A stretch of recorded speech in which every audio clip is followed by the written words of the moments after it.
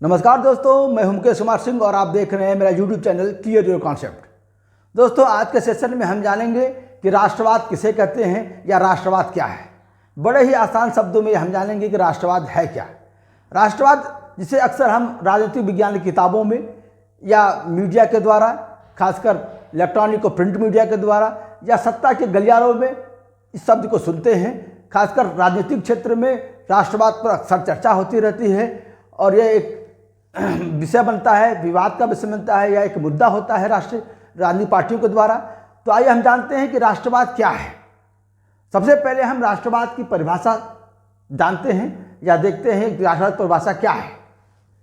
तो राष्ट्रवाद क्या है? राष्ट्रवाद एक बड़ी और व्यापक एकता की भावना है। यह भावना समान भौगोलिक एकता, भाषा की एकता, संस्कृति की एकता, समान ऐतिहासिक परंपराएं, धार्मिक एकता, राजनीतिक एकता, समान आर्थिक हितों आदि के कारण उत्पन्न होती है, जिससे व्यक्ति राष्ट्र के प्रति पूर्ण समर्पण तथा बलिदान की भावना प्रकट करता है। दोस्तों, यह है राष्ट्रवाद की परिभाषा। अब हम समझेंगे कि राष्ट्रवाद है क्या। तो पहली लाइन बताती है कि राष्ट्रवाद क्या है? एक बड़ी और व्यापक एकता की भावना है। राष्ट्रवाद क्या है? एक भावना है। राष्ट्रवाद एक सोच है, एक धारणा है, एक विचार है। राष्ट्रवाद कोई मूर्त चीज नहीं है, ये हमारी सोच है, हमारी भावना है। किस प्रकार भावना है? एकता की भावना। किस प्रकार भावना है? ये एक एकता की भावना है और इस भावना का उद्देश्य है अपने राष्ट्र के प्रति प्रेम, अपने राष्ट्र की समृद्धि, अपने राष्ट्र का विकास, अपने राष्ट्र की खुशहाली, अपने लोगों की खुशहाली। ये राष्ट्रवाद का उद्देश्य है। और ये राष्ट्रवाद अब जन्म कैसे लेता है? राष्ट्रवाद का जन्म विभिन्न प्रकार की एकताओं के कारण होता है, क्योंकि देश एक बहुत बड़ी संस्था होती है।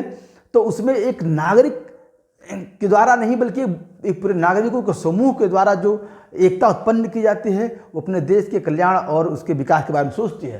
तो वो जो एकताएं कैसी होती हैं, या उस राष्ट्रवाद के जो आवश्यक तत्व हैं, जो व्यक्तियों के भीतर, नागरिकों के भीतर एकता की भावना जन्म लेते हैं, वो क्या है? समान भौगोलिक एकता। एक समान भौगोलिक क्षेत्र में रहने वालों के लोगों के भीतर एकता की भावना उत्पन्न होती है, जो राष्ट्रवाद या अपने राष्ट्र के प्रति प्रेम को बढ़ावा देती है। भाषा की एकता बढ़ावा देती है। संस्कृति की एकता, जो सांस्कृतिक हमारी विशेषताएं हैं, हमारे रीति रिवाज, हमारी परंपराएं, ये वो चीज़ें हैं जो हमें एक में जोड़ती हैं, हमारे अंदर सामूहिकता की भावना पैदा करती हैं, जो हमें राष्ट्र के प्रति प्रेम के तरफ आगे ले जाती हैं।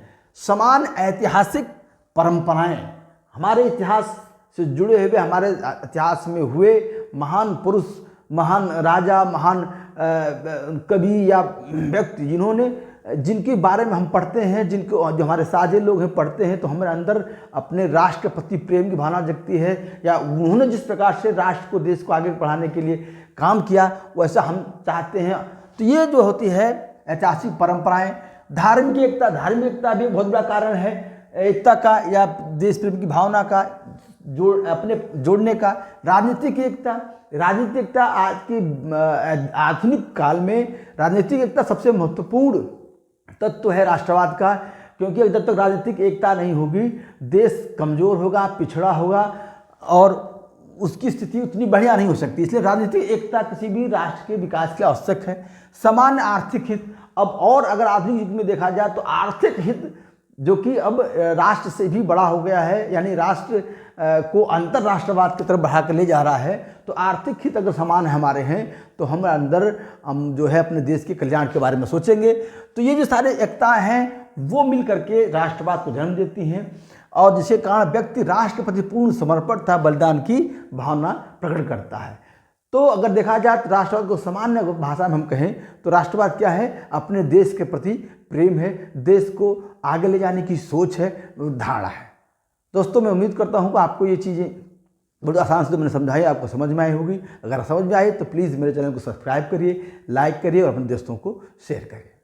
नमस्कार।